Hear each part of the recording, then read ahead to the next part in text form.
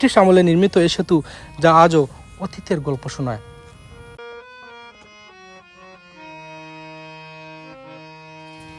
চলুন প্রিয় দর্শক, ব্রিজটি দেখতে দেখতে তার কিছু ইতিহাস আমরা মনে করে নেই।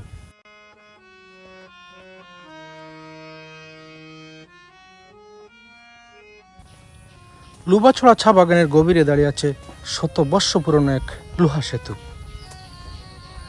ব্রিটিশ শাসনের সময় প্রায় 1925 সালে এই সেতুটি নির্মাণ করা হয়। মূলত এর উদ্দেশ্য ছিল চা বাগানের শ্রমিক ও আশেপাশের এলাকার মানুষের চলাচল সহজ করা। সেতুটি শুধু একটি যোগাযোগের মাধ্যম নয়, বরং ঐতিহাসিক এক নিদর্শনও বটে, যা প্রাচীনকালের স্থাপত্য ও ব্রিটিশ শৈলীর স্মৃতি ধরে রেখেছে।